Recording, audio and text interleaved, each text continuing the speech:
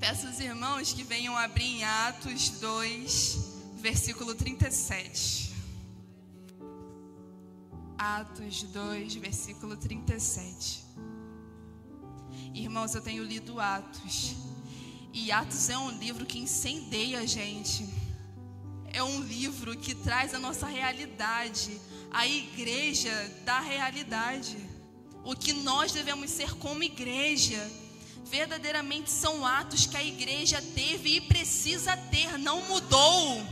Não mudou. Tudo que está em Atos deve e pode acontecer por nós e através de nós. Porque somos chamados para algo.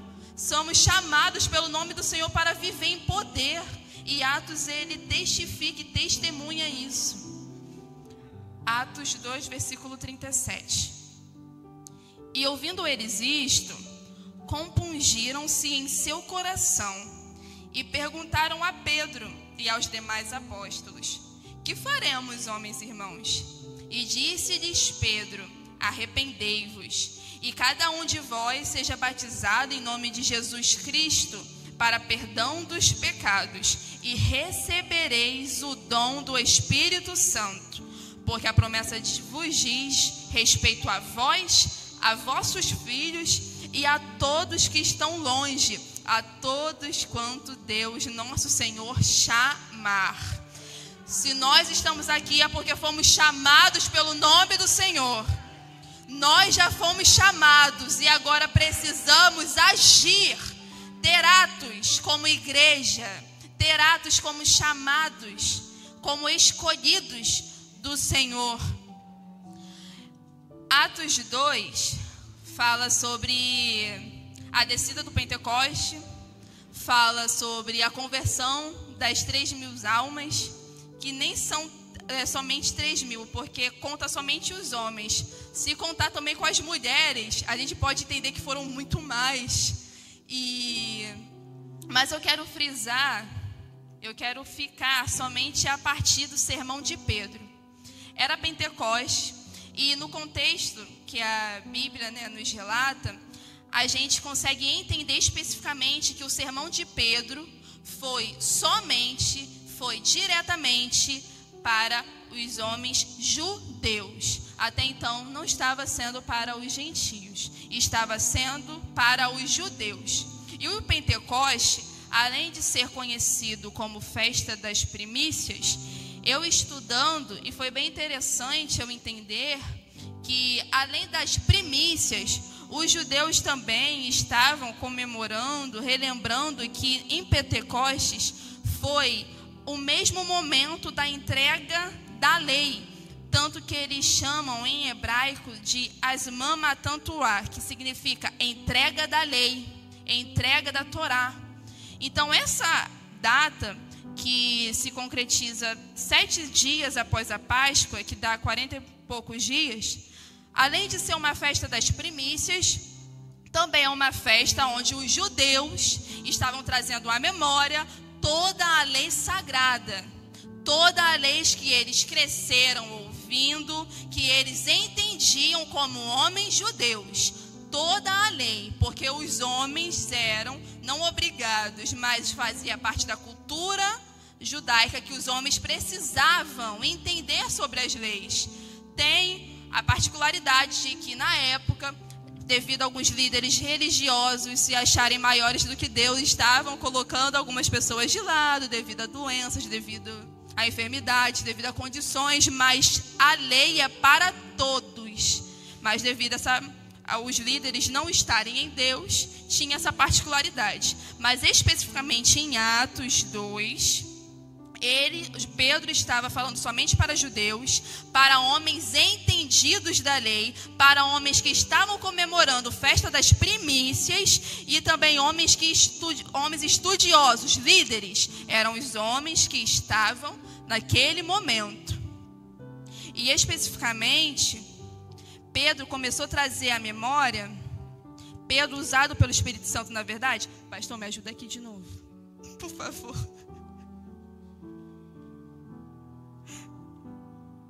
Corta aí.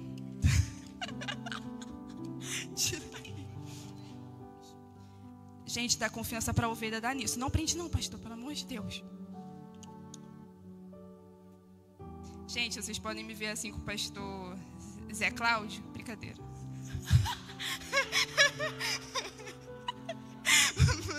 Mas é assim, ele é meu pastor, ele me aguenta em todos os momentos.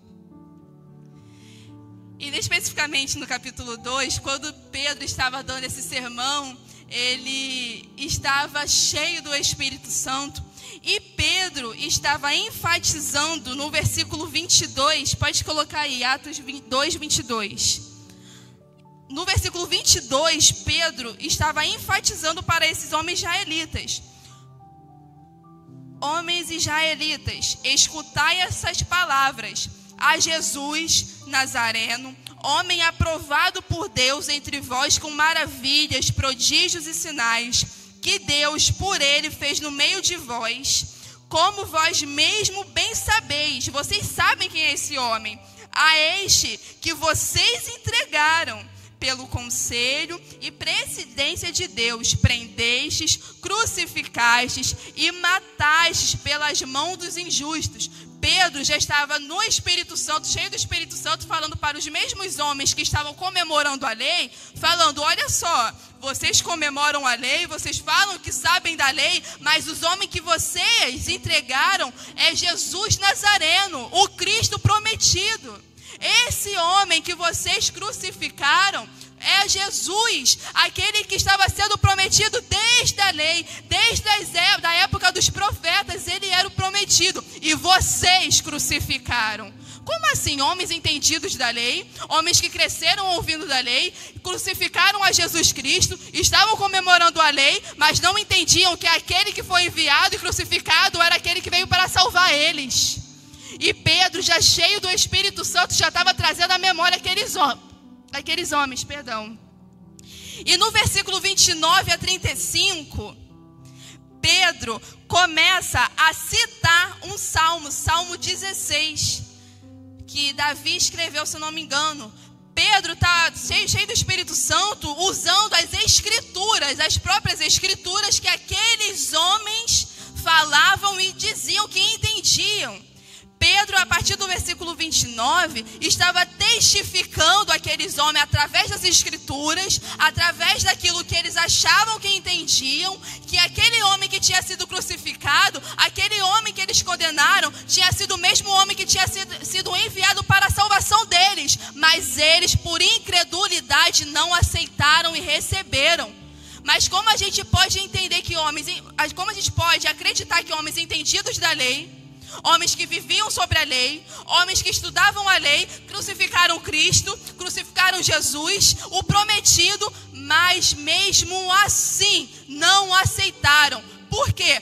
Devido à sua incredulidade. Não foi por falta de saber, não foi por falta de conhecimento, foi por falta de convencimento, foi por falta de acreditar na verdade, porque eles esperavam um Jesus, mas veio outro Jesus. Como assim? Eles esperavam Cristo, aquele que vinha restaurar Israel em cavalos, em espada, matando todo mundo, quebrando todo mundo, mas não, veio Jesus, Messias, manso e humilde, um homem que veio de uma mulher virgem, nascido no campo. Tiraram completamente ao contrário do que eles esperavam. E Pedro, cheio do Espírito Santo, estava trazendo a memória daqueles homens. Quem era Jesus? Quem foi Jesus? E o que eles tinham feito com Jesus?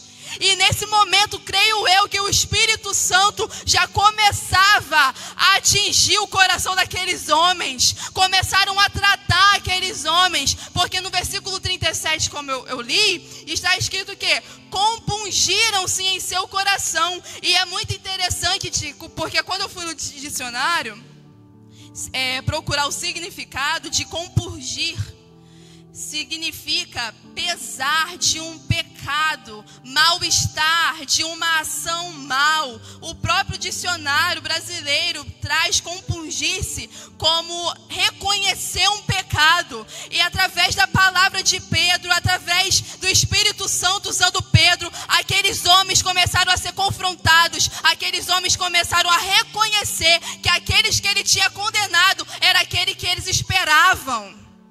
Através de Pedro, cheio do Espírito Santo, o Espírito Santo começou a quebrantar o coração daqueles homens, ao ponto de eles se sentirem mal, ao ponto de eles reconhecerem: meu Deus, a gente realmente fez isso, matamos o Salvador, matamos o enviado de Deus, aquele que aguardávamos. E eram os mesmos homens que na descida do Pentecostes estavam acusando os discípulos e os apóstolos de estarem embriagados. Os homens que estavam acusando os apóstolos e os discípulos, todos que estavam orando de estarem embriagados, agora estão trazendo à memória, estão reconhecendo que aquele que ele condenava era aquele que tinha sido enviado para a salvação deles. Irmãos, Evangelho não começa com palavra de bênção, palavra de vitória, não começa com massageando o ego. O Evangelho começa com arrependimento. Quando eu permito que o Espírito Santo quebrante meu coração, quando eu permito que o Espírito Santo me mostre a verdade, mesmo que a verdade me doa, mesmo que a verdade me constranja, mesmo que ela não me agrade. O Evangelho começa com verdadeiramente sentimento de compungir-se, pesar, a gente entender o pecado que eu cometi, quem eu sou sem Cristo, quão mal eu sou sem Ele e o que Ele precisa fazer em mim. Esse é o verdadeiro Evangelho. Porque Pedro estava falando para homens estudiosos, homens que conheciam a lei, que conheciam os profetas, conheciam os juízes, mas eram os mesmos homens cegos que mataram a Cristo. E qual era a diferença desses homens que tinham conhecimento para Pedro? Pedro pescador, analfabeto. Esses homens cheios de conhecimento, cheios de autoridade, cheios, porque sentavam nas primeiras cadeiras. Mas eles não tinham o que Pedro tinha, o Espírito Santo de Deus. O Espírito Santo de Deus estava tão presente na vida do Pedro naquele momento, que Pedro foi capaz de oferecer àqueles homens o que estava sendo naquele momento derramado sobre a sua vida: capacitação, salvação. E o Espírito Santo, através da vida de Pedro, estava começando a trabalhar no coração daquele povo duro de coração, estava começando a trabalhar na mente daqueles homens que estavam presos à religiosidade, estavam presos a convicções, estavam presos em mero conhecimento, estavam presos em sua verdade. O Espírito Santo estava mostrando àqueles homens que o que eles sabiam, o que eles ouviam, não valiam de nada se o arrependimento, se o Espírito Santo não tivesse. Em Hebreus 4:12, pode abrir para mim, Jonathan, por favor? Hebreus 4:12. E naquele momento estava acontecendo exatamente isso, porque a palavra de Deus é viva e eficaz, e mais penetrante do que a espada alguma de 2 gumes, e penetra até a divisão da alma e do espírito, das juntas e medula, e é apta para discernir os pensamentos e intenções do coração. A palavra que estava saindo da vida de Pedro era viva para transformar a vida daqueles homens, era eficaz para convencê-los dos pecados, era penetrante, que foi até o coração e quebrantou. A palavra que estava sendo liberada da vida de Pedro é exatamente essa palavra que transforma vidas. E aquelas vidas foram transformadas, aquelas vidas foram alcançadas. E não foi com palavras de bênção, não foi com palavras de vitória, foi com a verdade. Foi com a verdade sendo falada, falando: vocês mataram Jesus Nazareno, aquele que foi enviado para vocês, vocês mataram. Vocês erraram. Vocês, homens judeus, estão celebrando hoje a lei, e estão hoje celebrando a primícia, mas a primícia enviada por Deus, vocês crucificaram. O Evangelho não começa, irmãos, com palavras de bênção, não. O Evangelho não começa com palavras de amor, não. De amorzinho, de passar a mão na cabeça, não. Porque está escrito que assim como o pai corrige o filho que ama, o Senhor também corrige. Quem disse que palavras duras não há amor? Quem disse isso? Muito pelo contrário. É necessário haver palavras duras para o arrependimento genuíno acontecer, para o Espírito Santo trabalhar em nossas vidas. Não queira vir à igreja para receber e ouvir o que você quer. Não queira estar ao culto para ouvir palavras de bênçãos e vitórias. Não queira estar aqui para ouvir o que te agrada. Não queira estar aqui para isso. Esteja aqui para ser alvo da transformação que vem da palavra de Deus. Esteja aqui para ser alvo da palavra viva e eficaz do Senhor, que transforma vidas. Porque aqueles homens estavam presos às leis, aos profetas, aos juízes, estavam presos ao Torá, mas não praticavam. O evangelho nunca será sobre eu ouvir e permanecer no ouvir. A palavra de Deus é viva e a fé vem pelo ouvir. Mas a mesma Bíblia diz que a fé vem pelo ouvir, diz também que se a minha fé for sem obras, é uma fé morta. O evangelho não para somente no ouvir. O evangelho não para somente em estar aqui sentado ouvindo. O evangelho não se resume a isso. A transformação que o Senhor pede de nós não se resume em estar toda semana aqui na igreja sentado ouvindo, porque estamos ouvindo toda semana a palavra de Deus. E o que falta em nós para vivermos o que o Senhor quer? Arrependimento genuíno.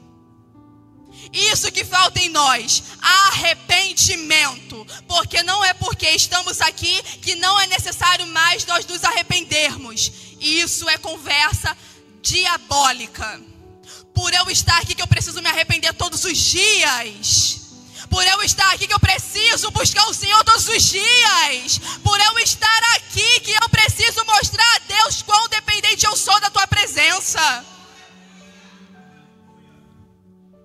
E aqueles homens que acusaram os apóstolos e os discípulos de estarem embriagados foram os mesmos homens que compungiram-se, ou seja, começaram a ficar mal. A palavra de Deus já estava fazendo efeito naqueles homens. Eles já estavam reconhecendo: meu Deus, eu estou em erro há tantos anos em conhecimento, para nada, eu matei o meu Salvador. Era isso que já estava acontecendo com aqueles homens. Eu entreguei o meu Salvador na mão de injustos, porque eu estava convicta que estava certa. O meu orgulho estava certo, o meu pensamento estava certo, a minha convicção estava certa. E o Espírito Santo, através de um homem pescador, humilde, não conhecido, começou a transformar e tocar na vida daqueles 3.000 homens, para os mostrar que tudo aquilo que eles sabiam não valia de nada. Não valiam de nada. Não valiam de nada. Porque estavam presos à religiosidade. Não estavam abertos à verdade. Não estavam abertos. E depois que eles começaram a compungir-se, a se arrepender, eu acho a coisa mais linda é que o versículo mesmo diz: e perguntaram a Pedro: o que a gente faz agora? O que a gente faz agora, Pedro? O que a gente faz agora? E Pedro, cheio do Espírito Santo, responde: arrependei-vos, cada um de vós, e sejam batizados para perdão dos seus pecados, e vocês vão receber o que eu recebi, o Espírito Santo. Pedro estava oferecendo, estava sendo canal de Deus, daquilo que ele estava recebendo, daquilo que ele tinha recebido, que era o Espírito Santo de Deus. Meus irmãos, nós precisamos estar prontos para ser respostas de Deus na vida daqueles que ainda não foram alcançados. Precisamos estar prontos para ser canal do Senhor. Precisamos estar prontos para responder àqueles que ainda estão em dúvida. Chegar em mim e perguntar: Rebeca, agora o que eu faço? Suzete, o que eu faço agora? Viviane, o que eu faço agora? Será que estamos preparados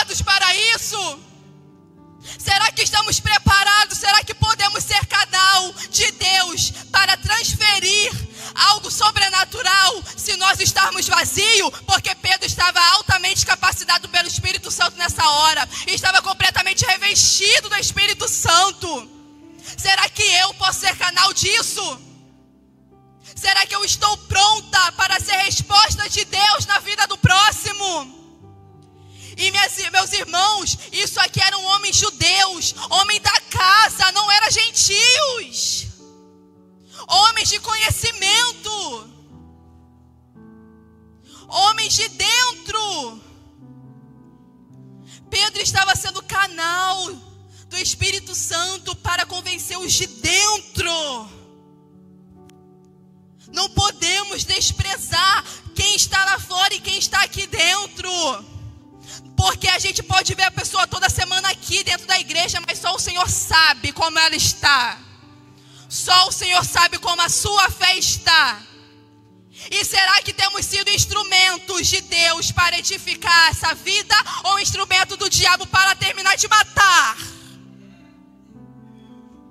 Pedro estava sendo totalmente usado pelo Espírito Santo de Deus nessa hora, ao ponto que esses homens, através da humildade do Espírito Santo, através do quebrantamento do Espírito Santo, perguntou: Pedro, o que a gente faz agora? Eu já reconheci o meu erro, agora o que eu faço? Como eu posso fazer? E Pedro, cheio do Espírito Santo, fala: se arrependa, se arrependa. Não é algo magnífico, é só se arrepender. É só se arrepender. Genuinamente. É só se arrepender. E vocês serão batizados e receberão o Espírito Santo. O mesmo Espírito que ele tinha recebido. Ele estava sendo testemunha para falar assim: ó, o que eu recebi, vocês também podem receber. O que Deus fez comigo, também pode fazer em você. O que eu recebi, vocês também vão receber. Precisamos ser essa pessoa. Precisamos ser canal de Deus para a vida daqueles que ainda não foram alcançados, e aqueles que foram alcançados, que precisam ser edificados. Precisamos ser canal. Precisamos viver o Evangelho. Não podemos estar presos a somente ao ouvir. O Evangelho nunca foi somente ouvir, mas começa pelo ouvir.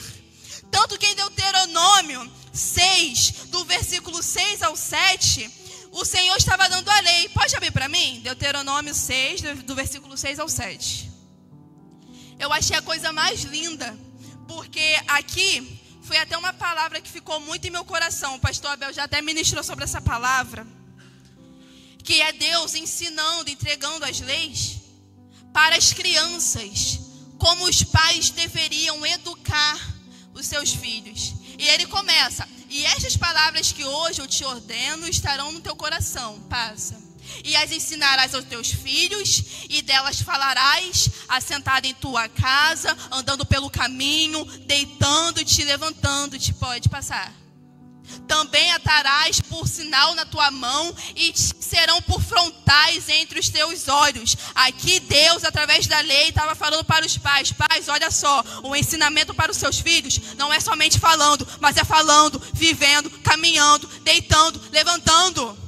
Deus, através do seu filho, estava entregando as leis, ensinando: olha só, a minha lei não se resume a ouvir.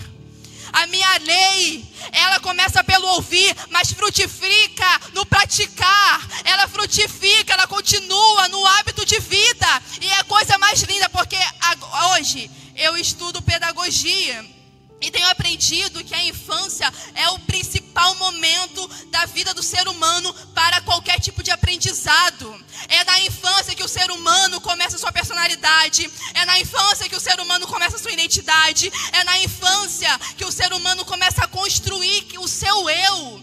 Há milhões de neurônios todos os dias sendo construídos em um só dia de infância, que vai reduzindo pela fase adulta.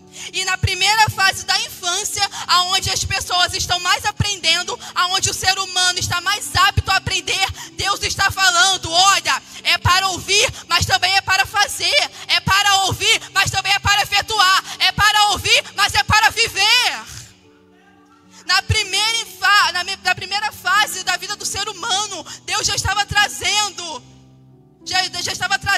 da sua lei, que aquilo que ele tinha para o teu povo não podia parar só no ouvir. Não podia. Tanto que esse versículo trouxe muito à memória a minha avó, porque a minha avó foi a pessoa que me levou para o Evangelho. E como eu encontrei a Cristo? Vendo a minha avó ajoelhada no sofá orando, vendo a minha avó lendo a Bíblia de tarde. Ela me levava para a igreja todo domingo e toda quarta-feira, me levava. Mas de tanto ela orar, eu comecei a orar. Porque, meu irmão, a gente pode falar muito, mas exemplo arrasta. A gente pode falar muito bem, mas se nós não formos o que estamos falando, não vale de nada. E no Evangelho é a mesma coisa. É a mesma coisa. Antes de falarmos muito bem, precisamos frutificar. Jesus nos compara a árvores, que a árvore é conhecida pelo seu fruto. Não queiramos nós ter frutos bons se as nossas raízes não estão estabelecidas em obediência e verdade. Não queira nós isso. Não queremos nós isso. E continuando, Deus nunca quis que nós estivéssemos somente no ouvir. Até mesmo, principalmente dentro da igreja. E o Espírito Santo me levava em Mateus 13, 54 a 58. Abre aí, Jonathan, por favor. Mateus 13, 54 e 58.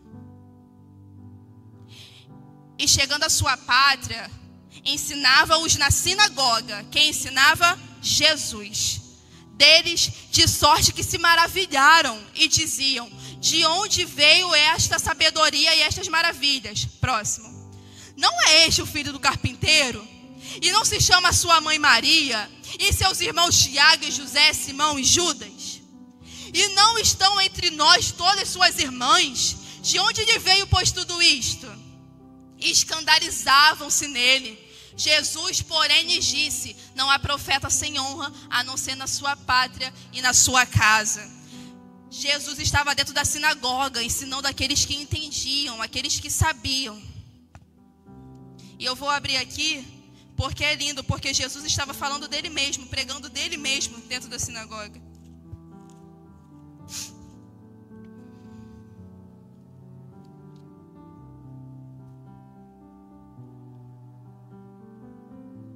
Jesus ele começou com as parábolas. E é muito lindo, porque em pedagogia a gente aprende que cada grupo específico precisa ser usado um tipo de linguagem. Exemplo, nós estamos aqui dentro da igreja, então a linguagem que nós usamos é de acordo com a Bíblia. Não podemos nós usar a mesma linguagem para o mundo de fora. Jesus ensinava sobre parábolas da rede, porque Jesus falava para pescadores. Jesus falava sobre o fermento e o joio, porque eles estavam falando para homens que colhiam. Jesus estava falando para semeadores, que verdadeiramente semiam, viviam da colheita. E Jesus usava todos esses exemplos, porque Jesus adaptava a sua linguagem, adaptava a mensagem de acordo com um grupo específico. Porque Jesus é acessível. Jesus é acessível. Deus é para todos, mas não está em todos. Deus é para todos, mas só tem Deus aquele que clama, aquele que se arrepende e confessa. Mas Jesus, em sua humildade, ele adaptava a sua mensagem de acordo com o grupo. E Jesus sabia que eram grupos de pescadores, semeadores, mulheres que trabalhavam com massa, homens pobres que viviam da pesca, da rede, da terra, da colheita, semeadores. Então Jesus adaptava. Só que especificamente, nesse versículo, Jesus estava dentro da sinagoga, ensinando. Exatamente isso que eu acabei de falar. E as pessoas da sinagoga, ouvindo tudo isso, primeiramente maravilharam-se. Meu Deus, que sabedoria é essa? Meu Deus, de onde vem tudo isso? Mas espera aí, não é esse o filho do carpinteiro? Não é esse o filho de Maria? Não é esse que tem Tiago? Não tem as suas irmãs? Como sim é esse que está cheio de sabedoria? De onde vem tudo isso? Meus irmãos, uma coisa que eu aprendi, que a partir do momento em que eu nego a verdade por não agradar a minha convicção, eu estou presa na incredulidade, dentro ou fora da sinagoga. Aqueles homens, aquelas mulheres estavam dentro da sinagoga, estavam contemplando a promessa viva na frente deles, mas negaram a promessa, porque não foi de acordo com o que eles queriam, desagradaram. Era Jesus? Não, era filho do carpinteiro, era o irmão de Tiago. As expectativas daqueles homens foram frustradas, estavam presos à incredulidade, e por causa disso, por negarem a verdade, porque a verdade não agradou, Jesus não operou mais maravilhas no meio deles. A gente pode estar aqui dentro ouvindo a verdade, a gente pode estar aqui dentro ouvindo a palavra do Senhor, mas se nós a negamos porque ela não me agrada, estamos presas em incredulidade. Estamos presos em incredulidade. Dentro ou fora? Fora ou dentro? Exatamente como acontece em Atos 1:8. Jesus já estava ascendendo aos céus. Pode botar aí, Atos 1:7, por favor.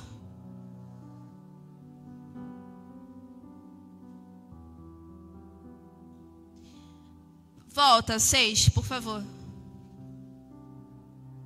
Aqueles, pois, que se haviam reunido em volta de Jesus, isso aqui na ascensão, quando Jesus estava subindo aos céus, disseram-lhe: Senhor, restaurarás tu neste tempo o reino a Israel? Passa.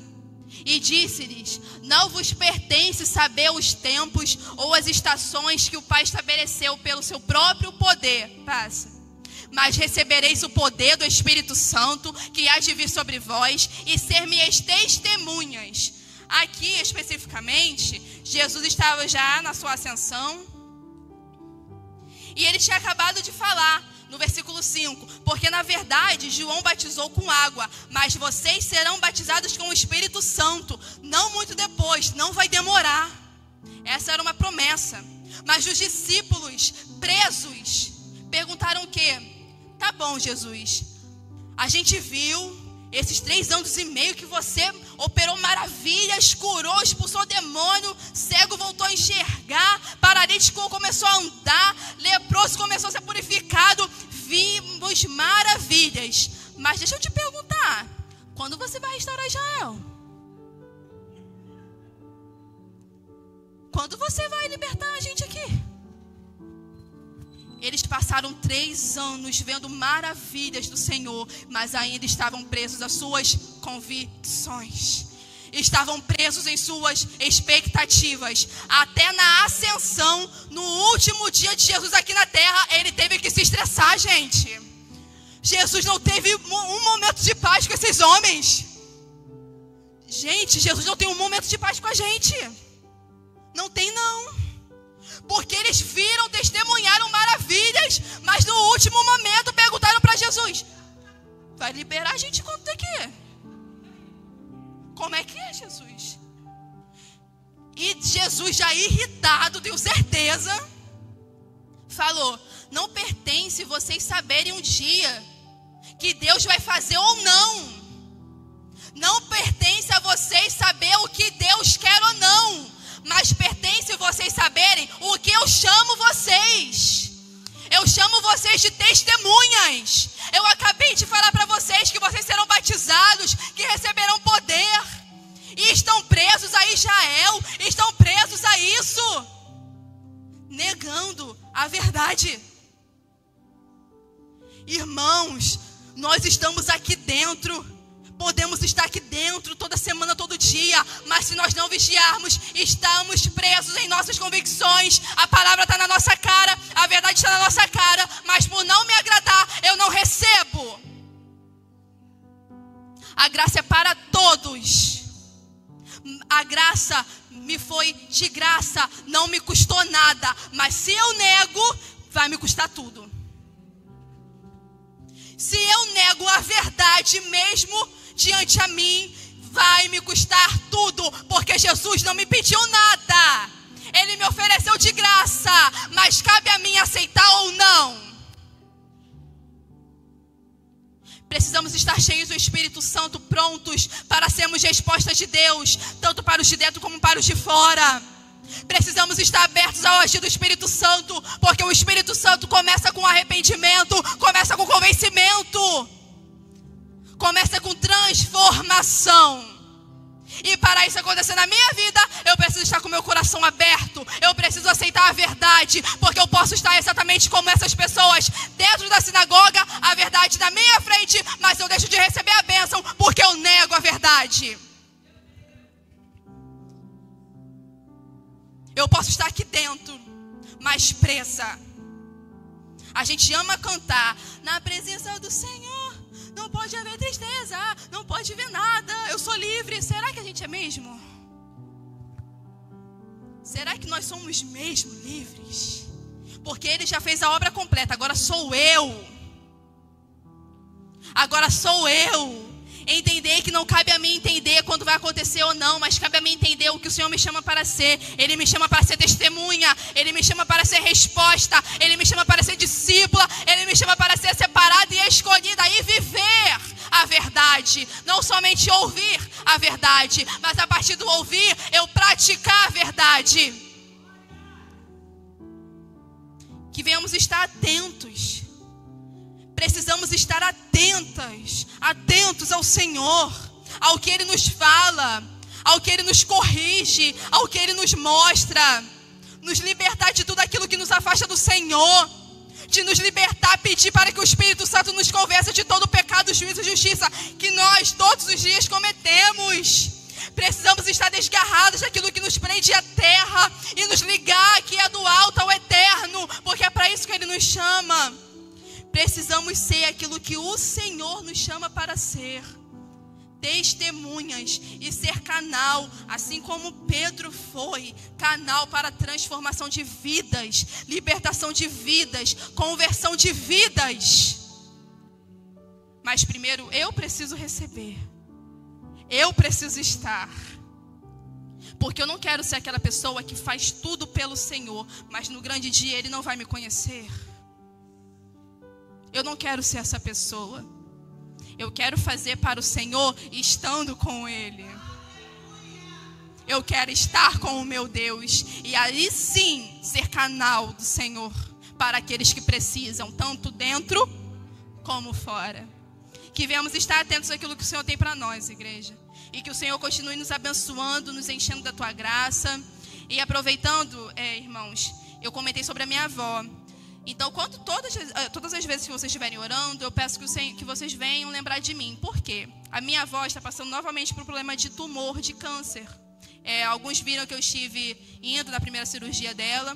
E, infelizmente, o último diagnóstico que ela recebeu é que o tumor maligno acometeu o olho. E, se for confirmada essa infecção, precisará retirar todo o globo do olho. Então, eu venho pedir oração. Venho pedir para que, em nome de Jesus, vocês venham estar intercedendo pela vida da minha avó e pela minha vida. O nome dela é Sandra. Então, venham estar orando por ela em nome de Jesus, porque é uma enfermidade que não é fácil. Esse último diagnóstico não foi fácil. Mas, mesmo sendo o pior diagnóstico, o Senhor me deu uma lição de vida. Ao ver a minha avó falando, Rebeca, nos últimos diagnósticos eu fiquei nervosa. Mas eu estou tão calma, porque eu creio que Deus não irá permitir. E se permitir, Ele sabe de todas as coisas. A minha avó esteve em paz, está em paz. Mas eu aprendi que ter fé não é ter pensamento positivo, não é andar no escuro. Ter fé é ter a certeza do caráter de Deus sobre a minha vida. E eu tenho certeza do caráter de Deus sobre a vida dela. Eu tenho certeza do caráter de Deus sobre as nossas vidas. Então venham estar orando pela vida dela. O nome dela é Sandra. Eu estou orando por milagre, eu estou orando por cura. Eu estou orando para que o nome do Senhor seja glorificado, mesmo nessa enfermidade. Porque somos chamados para isso, né? Sermos testemunhas. Amém, meus irmãos? Muito obrigado. Que o Senhor nos abençoe. Em nome de Jesus.